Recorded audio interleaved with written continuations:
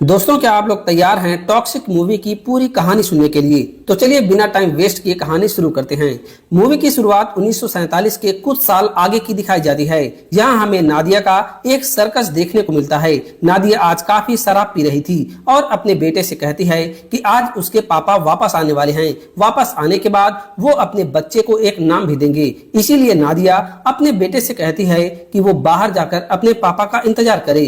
नादिया खुद उसके सामने नहीं जा सकती थी क्योंकि उसके पिता उससे नफरत करते थे। बच्चा बाहर चला जाता है और सर्कस की लाइट्स ऑन कर देता है। इसके बाद नादिया आखिरी बार सर्कस में परफॉर्म करती है। तभी वहां पर उसके बेटे का पिता आ जाता है और नादिया पूरे सर्कस के साथ साथ खुद को भी खत्म कर देती है। इसके बाद हम उसके बच्चे को देखते हैं जो अपने पिता को डैडी डैडी कहकर बुला रहा था। वो अपने डैडी के साथ कार में कहीं जा रहा होता है और लगातार अपनी माँ के बारे में बात करता रहता है, लेकिन उसकी ये बातें उसके पिता को परेशान करने लगती हैं और आखिरकार वो गुस्से में कार से उतर जाता है और गाड़ी को अपने बेटे के साथ ही एक लेक के पास छोड़ देता है। गाड़ी पानी में डूबने लगी थी और बच्चा अंदर फंसा हुआ था। वो अपने डैडी को आवाज लगाकर उसे बचाने के लिए कहता है और यहीं से कहानी उसके पिता के अतीत में चली जाती है। अब कहानी 1947 के गोवा में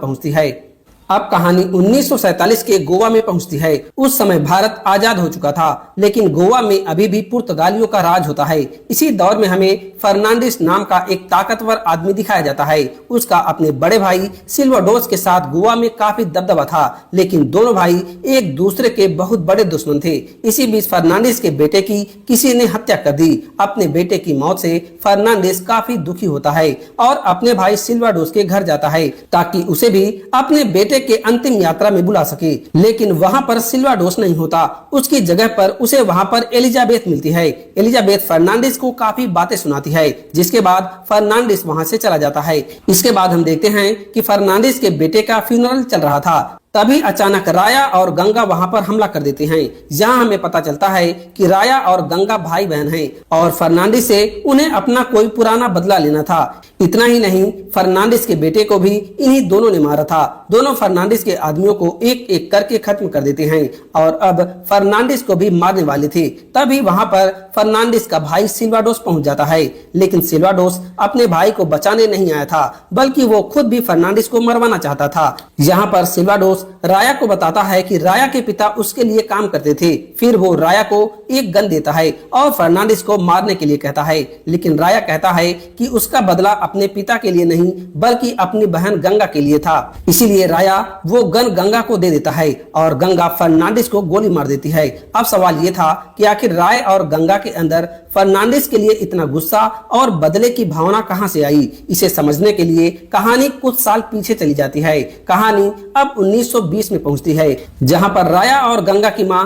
कमला की डिलीवरी होने वाली थी। वो काफी दर्द में होती है और उनके साथ गंगा भी मौजूद थी। कुछ समय के बाद कमला एक बेटे को जन्म देती है जिसका नाम राया रखा जाता है, लेकिन बच्चे को जन्म देने के बाद कमला अपने पति को ही मार देती है। अब फिल्म में ये साफ नहीं बताया जाता कि उसने ऐसा क्यों किया, लेकिन ऐसा लगता है कि उसने किसी के बहकावे में आकर या फिर पैसों के लालच में आकर अपने पति की हत्या कर दी थी। पिता की मौत के बाद राया और गंगा की जिंदगी काफी खराब हो जाती है। उसकी माँ भी दोनों पर ज्यादा ध्यान नहीं देती और कुछ समय के बाद उनकी भी मौत हो जाती है। अब दोनों बच्चों के सिर पर से माँ बाप दोनों का साया उड़ चुका था। गुजारा करने के लिए उन्हें कब्र खोदने का काम करना पड़ता है।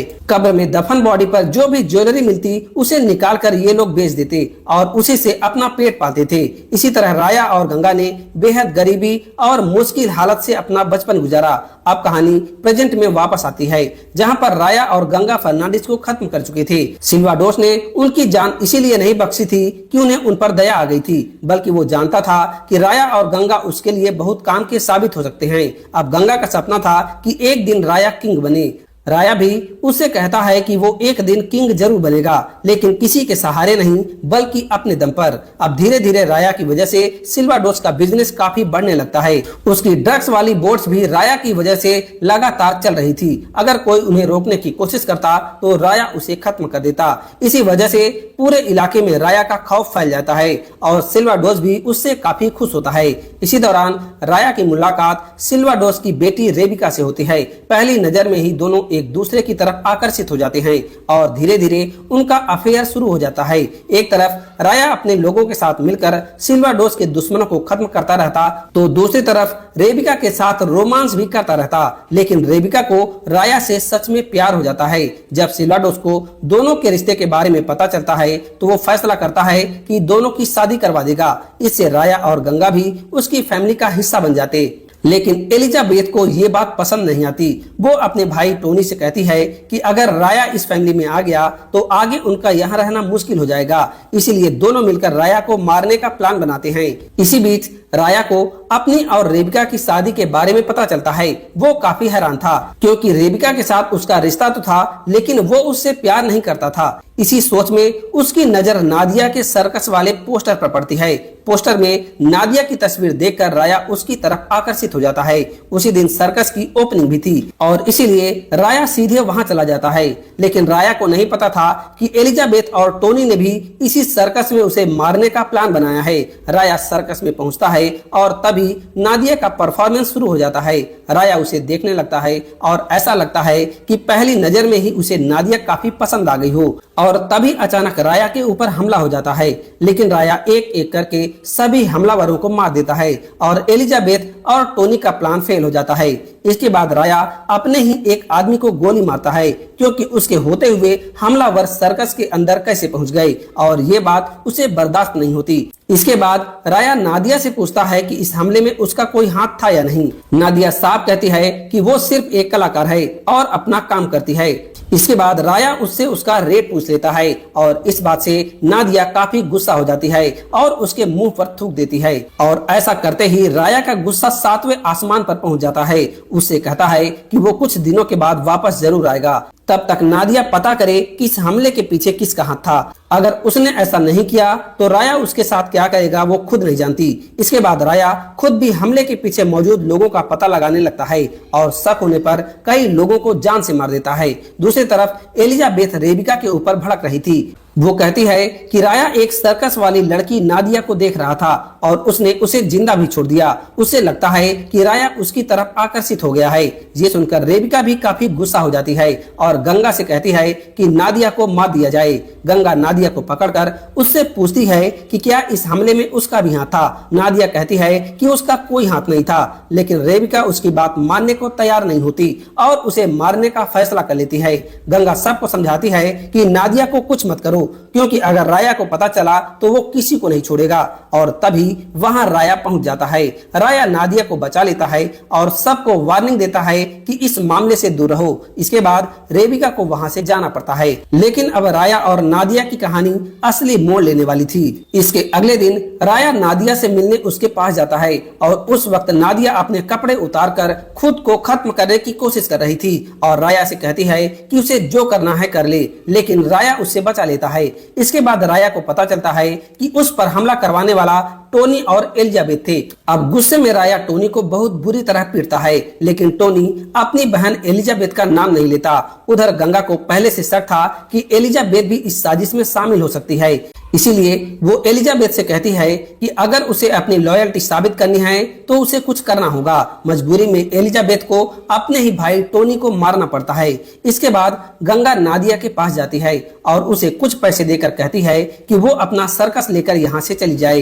गंगा जानती थी कि नादिया जितना राया से दूर रहेगी उतना ही सबके लिए अच्छा होगा, लेकिन नादिया उसकी बात नहीं मानती। वो गंगा के दिए पैसे तक फाड़ देती है और वहां से चली जाती है। अब फिल्म हमें राया और गंगा के बचपन की एक अहम बात बताती है। जब गंगा छोटी थी तब उसकी मां कमला ने अपने पति को मारने के बाद गंगा को बेचने की कोशिश की थी। जब राया को इस बात का पता चला तो उसने अपनी ही मां को मार दिया और अपनी बहन गंगा को बचा लिया। यही वजह थी कि बाद में गंगा ने राया की परवरिश की। यानी दोनों के बीच सिर्फ भाई बहन का रिश्ता नहीं था, बल्कि गंगा ने राया के लिए मां की तरह उसकी देखभाल भी की थी। अब कहानी प्रेजेंट में वापस आती है। राया नादिया के सर्कस में जाता है और उससे परफॉर्म करने के लिए कहता है। नादिया उसके लिए परफॉर्म करती है और राया बस उसका शो देखकर वहां से चला जाता है। इसके बाद राया कुछ समय तक नादिया से मिलना बंद कर देता है, लेकिन नादिया भी अब राया को पसंद करने लगी थी, इसीलिए वो खुद राया से बात करने आती है। राया कहता है कि अगर उसे रोमांस करना है तो वो बात करे, लेकिन नादिया उसे डिनर के लिए इनवाइट करती है। राया भी उसके साथ डिनर पर चला जाता है, लेकिन दोनों ठीक से बात कर ही रहे होते हैं कि तभी फिर से राया के ऊपर हमला हो जाता है। राया नादिया को किचन में ले जाता है, उससे एक गन देता है और कहता है कि अगर कोई हमला करे तो खुद को बचा लेना। इसके बाद राया अकेले ही बाहर जाकर उन हमलावरों से लड़ने लगता है। राया एक एक करके सभी हमलावरों को मार देता है। तभी एक आदमी नादिया को पकड़ लेता है और राया को धमकी देता है कि अगर उसने सरेंडर नहीं किया तो वो नादिया को मार देगा। लेकिन राया कहता है कि नादिया कोई खास लड़की नहीं है, वो उसे मार सकता है और उसे कोई फर्क नहीं पड़ेगा। इसके बाद राया उस आदमी को भी मार देता है, लेकिन राया की ये बात नादिया को बहुत बुरी लगती है। वो राया से कहती है कि अगर उसकी परवरिश एक अच्छी माँ और एक अच्छी बहन ने की होती तो शायद वो औरतों की इज्जत करना सीख जाता। राया इस बात पर गुस्सा तो होता है, लेकिन नादिया को कुछ जवाब नहीं देता। इसके बाद दोनों एक दूसरे के काफी करीब आते हैं और फिर इंटीमेट भी हो जाते हैं। इंटीमेट होने के बाद नादिया राया से कहती है कि जब वो उसे टच करे तो उसे ऐसा महसूस होना चाहिए कि राया उसका लवर है, उसका ओनर नहीं। यानी नादिया साफ कह देती है कि वो राया की कोई प्रॉपर्टी नहीं है। अगर दोनों के बीच रिश्ता है तो उसमें प्यार और सम्मान होना चाहिए। राया उसकी बात समझ जाता है और इसके बाद दोनों का अफेयर शुरू हो जाता है। दोनों के बीच काफी रोमांस होने लगता है, लेकिन रेबिका को अभी तक इस रिश्ते के बारे में कुछ पता नहीं था। लेकिन गंगा को सब पता होता है, इसीलिए वो राया से कहती है कि वो जो भी फैसला करे सोच समझ कर करे, क्योंकि उसका आने वाला फ्यूचर उसी के ऊपर निर्भर करेगा। लेकिन कुछ समय के बाद रेबिका को भी राया और नादिया के रिश्ते का पता चल जाता है। ये देखकर रेबिका काफी गुस्सा और दुखी हो जाती है और खुद को खत्म करने की कोशिश करती है, लेकिन समय पर राया पहुंचकर उसे बचा लेता है। जब सिल्वाडोस को पता चलता है कि उसकी बेटी के साथ ये सब हुआ तो वो राया को धमकी देता है कि अगर उसने रेबिका को दुख दिया तो वो राया को मार देगा। सिल्वाडोस किसी भी हालत में अपनी बेटी को दुखी नहीं देखना चाहता था। अब राया फैसला करता है कि वो नादिया से दूर रहेगा। वो रेबिका के साथ वक्त बिताकर इस रिश्ते को संभालने की कोशिश करता है, लेकिन चाहकर भी नादिया को नहीं भूल पाता। दूसरी तरफ नादिया भी अपने सर्कस के साथ कहीं दूर चली जाती है, लेकिन वो राया को भूल नहीं पाती। आखिरकार राया खुद को रोक नहीं पाता और नादिया से मिलने उसके घर पहुंच जाता है। दोनों फिर से करीब आ जाते हैं, लेकिन अगले दिन राया और रेबिका की शादी होने वाली थी। गंगा राया को वापस लेने के लिए वहां पहुंच जाती है, लेकिन राया अब शादी नहीं करना चाहता था क्योंकि उसे नादिया से प्यार हो चुका था। तभी सिल्वाडोस को पता चलता है कि नादिया राया के बच्चे की मां बनने वाली है। अब सिल्वाडोस राया से कहता है कि अगर उसने उसकी बेटी रेबिका को दुख दिया तो वो नादिया और उसके बच्चे दोनों को मार देगा। अब राया के सामने बहुत मुश्किल स्थिति पैदा हो जाती है। एक तरफ नादिया और उसका होने वाला बच्चा था, तो दूसरी तरफ रेबिका और सिल्वाडोस। राया किसी तरह शादी के लिए तैयार होने लगता है, लेकिन गंगा उसे समझाती है कि वो खुद को किंग कहता है और किंग को अपने फैसले खुद लेने चाहिए। उसे दूसरे के दबाव में आकर अपना फैसला नहीं बदलना चाहिए। गंगा की बात सुनने के बाद राया सीधे सिल्वाडोस के पास जाता है और उसे मार डालता है। इसके बाद राया और गंगा सिल्वाडोस के बाकी लोगों से लड़ने लगते हैं और एक एक करके सभी को खत्म कर देते हैं। तभी रेबिका गन लेकर राया के सामने आती है। राया उसे देकर अपनी गन नीचे कर देता है, लेकिन रेबिका राया को गोली मार देती है और उसी वक्त गंगा भी रेबिका को गोली मार देती है, जिसकी वजह से मौके पर ही रेबिका की मौत हो जाती है। अब गंगा घायल राया को लेकर वहां से निकलती है, लेकिन सिल्वाडोस के आदमी अभी भी उसके पीछे लगे थे। गंगा समझ जाती है कि अगर वो राया के साथ रही तो दोनों मारे जाएंगे, इसीलिए वो राया से कहती है कि उसे उसके लिए जिंदा रहना होगा। इसके बाद गंगा कार से उतर जाती है और उन लोगों को रोकने के लिए पीछे रह जाती है, जबकि राया वहां से निकल जाता है। राया उसे रोकने की कोशिश करता है, लेकिन वो खुद बहुत घायल था। इसी दौरान उसकी कार पानी में चली जाती है और कुछ लोग राया को बचा लेते हैं। दूसरी तरफ गंगा को एलिजाबेथ और उसके लोगों ने पकड़ लिया था। अब वो लोग गंगा को मारने वाले थे, लेकिन तभी वहां पर नादिया को भी लाया जाता है। नादिया से कहा जाता है कि अगर उसे अपना होने वाला बच्चा जिंदा चाहिए तो उसे गंगा को मारना होगा। नादिया ये सुनकर टूट जाती है, क्योंकि वो जानती थी कि गंगा राया के लिए कितनी जरूरी है। वो गंगा को नहीं मारना चाहती, लेकिन गंगा खुद नादिया से कहती है कि वो उसे मार दे, क्योंकि अगर नादिया ने ऐसा नहीं किया तो उसके बच्चे को भी मार दिया जाएगा। आखिरकार नादिया मजबूरी मजबूरी में गंगा को गोली मार देती है और यहीं से राया और नादिया के रिश्ते में सब कुछ खत्म हो जाता है। जब राया को गंगा की मौत के बारे में पता चलता है तो उसे लगता है कि उसकी बहन की मौत के लिए नादिया जिम्मेदार है। वो ये समझ नहीं पाता कि नादिया ने ये सब मजबूरी में किया था। राया के अंदर नादिया के लिए प्यार की जगह नफरत आ जाती है। वो बदला लेने के लिए वापस आता है और सबसे पहले एलिजाबेथ को मार देता है, लेकिन नादिया का सामना करने के बजाय राया गोवा छोड़कर मास्को चला जाता है और वहाँ एक गैंगस्टर के साथ काम करने लगता है। धीरे धीरे वहाँ उसका बिजनेस भी बढ़ने लगा। उधर नादिया एक बेटे को जन्म देती है और अकेले ही उसकी परवरिश करने लगती है। वो दोबारा सर्कस शुरू करती है ताकि अपने बच्चे का पेट पाल सके, लेकिन उसे राया की बहुत याद आती थी और इसी वजह से वो लगातार शराब पीने लगती है। उसकी हालत ऐसी हो जाती है कि उसके सर्कस के शो तक कैंसिल होने लगते हैं। ऐसे ही कई साल बीत जाते हैं और नादिया का बेटा अब बड़ा होने लगता है, लेकिन राया वापस नहीं आता। एक दिन राया का दोस्त उसे बताता है कि पुर्तगाली अब गोवा छोड़कर जा चुके हैं, यानी अब गोवा वापस जाकर अपना बिजनेस शुरू करने का सही समय आ चुका था। राया गोवा वापस जाने की तैयारी करता है, लेकिन अपने दोस्त से कहता है कि नादिया से कह देना कि वो गोवा छोड़कर चली जाए। नादिया को जब ये बात पता चलती है तो वो गोवा छोड़ने के लिए तैयार हो जाती है, लेकिन राया के वापस आने के बाद नादिया खुद को खत्म कर लेती है और यहीं से कहानी फिर उसी जगह लौटती है जहां से फिल्म की शुरुआत हुई थी। राया अपने बेटे के साथ कार में जा रहा था। उसका बेटा लगातार नादिया के बारे में बात कर रहा था। राया उसकी बातें सुनकर गुस्सा हो जाता है और कार को बेटे के साथ ही लेक में छोड़ देता है। बच्चा पानी में डूबने लगता है और अपने पिता को पुकारना शुरू करता है और आखिरकार राया उसे बचा भी लेता है, लेकिन इसके बाद भी वो अपने बेटे को अपने साथ नहीं रखता। वो उसे गन दिखाकर कहता है कि यहाँ से चले जाओ वरना वो उसे खत्म कर देगा। बच्चा डर कर वहाँ से भाग जाता है। राया के मन में अब यही था कि नादिया की वजह से उसकी बहन गंगा की मौत हुई थी और इसी वजह से वो नादिया से ही नहीं बल्कि अपने बेटे से भी नफरत करने लगा।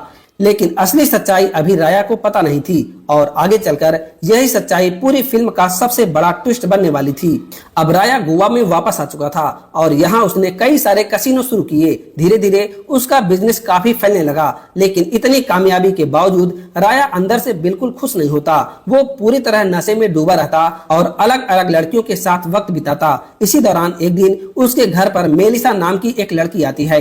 वो राया को कहती है कि अपने कसिनो बंद कर दे क्योंकि उसकी वजह से कई परिवार बर्बाद हो रहे हैं। मेलिसा बताती है कि उसके पिता पर इतना ज्यादा कर्ज हो चुका है कि उसे अपना सब कुछ बेचना पड़ा, लेकिन राया को इन सब बातों से कोई फर्क नहीं पड़ता। तब मेलिसा उसे बताती है कि उसके पास बम है और अगर राया ने उसकी बात नहीं मानी तो वो उसे खत्म कर देगी। राया ये सुनकर डरने के बजाय उस बम को ऑन कर देता है। अब टाइमर चल पड़ता है और उसके पास सिर्फ 2 मिनट बचे होते हैं। मेलिसा बुरी तरह डर जाती है, लेकिन राया आराम से बैठकर स्मोक करता रहता है जैसे उसे अपनी जिंदगी की कोई परवाह ही नहीं थी। फिर राया मेलिसा से कहता है कि क्यों न मरने से पहले दोनों रोमांस कर लें और रोमांस करते करते मर जाएं। मेलिसा को समझ नहीं आता कि आखिर ये कैसा आदमी है जिसे अपनी मौत का भी डर नहीं है, लेकिन जब टाइम खत्म होने वाला होता है तब राया बम निकालकर फेंक देता है और दोनों की जान बच जाती है। अब ये सब देखकर मेलिसा काफी हैरान रह जाती है। उसे समझ नहीं आता कि राया आखिर किस तरह का इंसान है। राया कहता है कि उसकी जिंदगी में ऐसा कोई नहीं है जिसके लिए वो अपनी जान की परवाह करे। ये सुनकर मेलिसा कहती है कि शायद वो अपनी बहन को बहुत मिस कर रहा है और गंगा का नाम सुनते ही राया गुस्सा हो जाता है और मेलिसा को कहता है कि तुरंत वहां से चली जाए। लेकिन अगले दिन मेलिसा फिर से उसके घर आती है।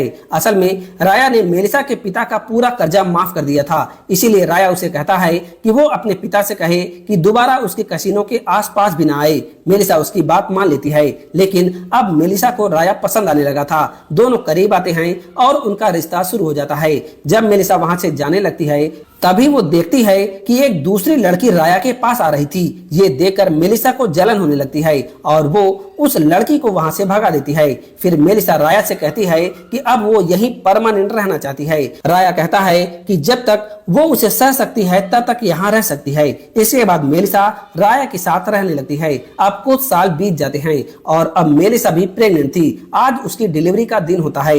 राया अपने होने वाले बच्चे को देखने हॉस्पिटल जा रहा था, लेकिन रास्ते में में उसके ऊपर हमला हो जाता है। राया हमलावरों से लड़ते हुए एक एक करके उन्हें मारने लगता है और हैरानी की बात यह थी कि इन्हीं हमलावरों में उसका बड़ा बेटा भी शामिल होता है, जो राया से बचकर वहां से निकल जाता है। राया आखिरकार अस्पताल पहुंचता है और उसे पता चलता है कि मेलिसा ने एक बेटे को जन्म दिया है।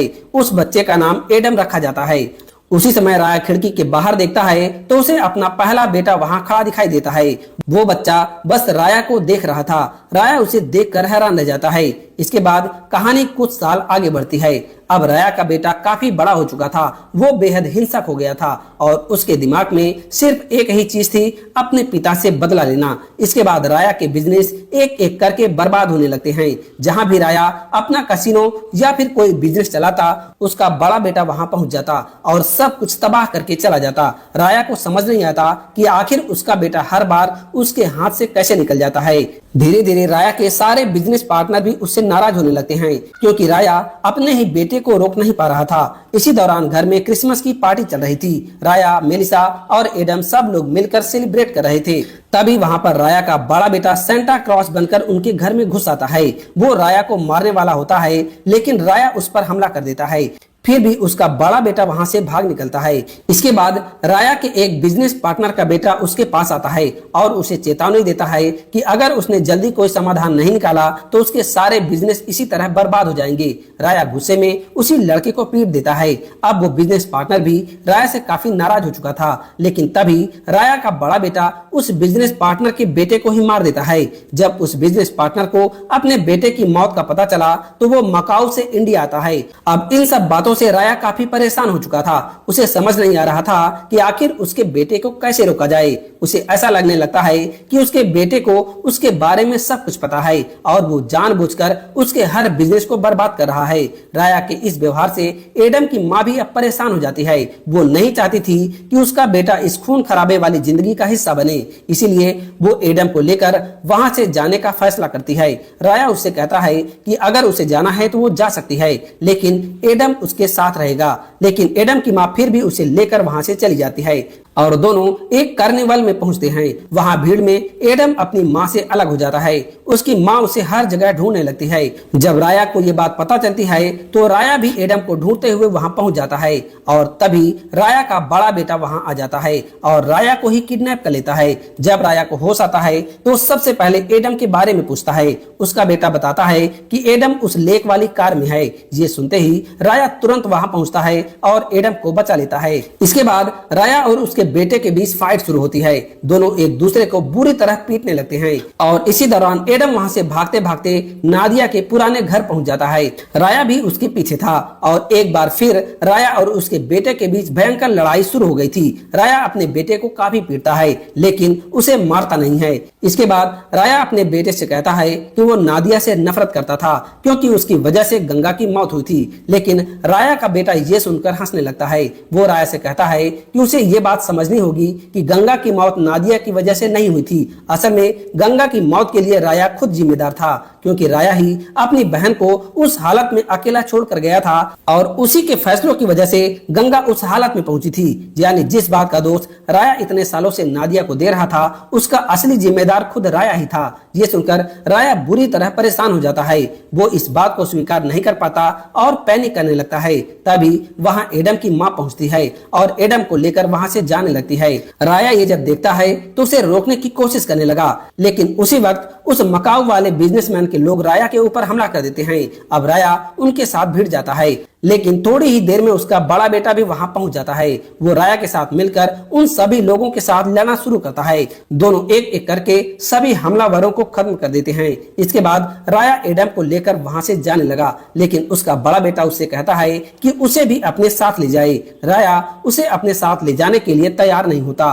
वो उससे पूछता है कि आखिर वो क्या चाहता है। तब उसका बड़ा बेटा सिर्फ इतना कहता है कि उसे अपने पिता की जरूरत है। वो बस राया के साथ रहना चाहता है, लेकिन राया फिर भी उसे स्वीकार नहीं कर पाता। अब दोनों के बीच एक बार फिर से लड़ाई शुरू हो जाती है। राया अपने बेटे से कहता है कि उसे खत्म कर दे। ताकि वो इस जिंदगी से आजाद हो सके। इसके बाद दोनों की लड़ाई शुरू होती है और बड़ा बेटा राया को खत्म कर देता है। लेकिन तभी हम देखते हैं कि एडम वहां पर आकर अपने पिता को जोर जोर से चिल्लाना शुरू करता है और उसकी आवाज सुनते ही राया एक बार फिर से उठ बैठता है। और यही फिल्म हमें एक बहुत बड़ा सच दिखाती है। राया के सामने उसका बड़ा बेटा था ही नहीं, असल में वहाँ सिर्फ राया ही था, जिस बेटे से वो अब तक लड़ रहा था, जिसे वो अपने बिजनेस बर्बाद करते हुए देख रहा था और जो उसे मारने की कोशिश कर रहा था, वो सब राया के दिमाग की बनाई हुई तस्वीरें थी। अब धीरे धीरे पूरी कहानी का असली मतलब समझ आने लगता है। जिस दिन राया ने अपने बड़े बेटे को कार के साथ लेक में धक्का दिया था, उस दिन राया ने उसे बचाने की कोशिश जरूर की थी, लेकिन उसका बेटा पहले ही मर चुका था। अपने बेटे की मौत का इतना बड़ा गिल्ट राया के अंदर बैठ गया कि वो उस हादसे से कभी बाहर ही नहीं निकल पाया। इसी ट्रॉमा की वजह से वो लगातार शराब और नशे में डूबता चला गया। और जब उसके बाद उसका दूसरा बेटा एडम पैदा हुआ तो राया अपने मरे हुए बड़े बेटे को बार बार अपने सामने देखने लगा। उसे लगता था कि उसका बेटा वापस आ चुका है और उसे बदला लेने के लिए उसकी जिंदगी बर्बाद कर रहा है।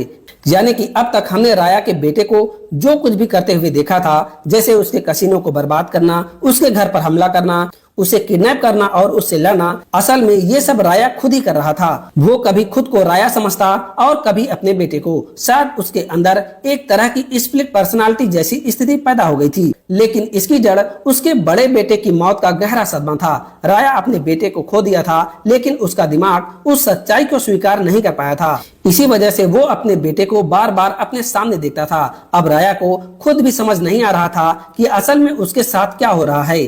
कभी उसे गंगा दिखाई देती, कभी नादिया की याद आती और कभी उसका मरा हुआ बेटा उसके सामने खड़ा हो जाता। तभी उसे दिखाई देता है कि सर्कस के कई लोग उसके ऊपर हमला कर रहे थे, लेकिन ये भी असल में राया की दिमाग की कल्पना थी। इसके बाद वो फिर अपने बेटे को अपने सामने देखता है। अब राया आखिरकार अपने बेटे को स्वीकार करने का फैसला करता है। वो मान लेता है कि वो उसका बेटा है और वो उसे अपने से दूर नहीं करेगा। राया के बेटा उसके पास आता है और उसे गले लगा लेता है और तभी अचानक उसके ऊपर बर्फ का एक पहाड़ गिर जाता है। इसी के साथ राया की कहानी खत्म हो जाती है। आखिर में ऐसा लगता है कि राया अपने बेटे को खोने के गिल्ट और अपने अंदर चल रही इस पूरी लड़ाई से आखिरकार आजाद हो गया और इसी के साथ टॉक्सिक की पूरी कहानी खत्म हो जाती है। तो दोस्तों, आपको ये कहानी कैसी लगी आप हमें कमेंट करके जरूर बताइएगा। साथ ही वीडियो को लाइक करके चैनल को सब्सक्राइब करना मत भूलिएगा। अब हम मिलते हैं एक नए वीडियो के साथ।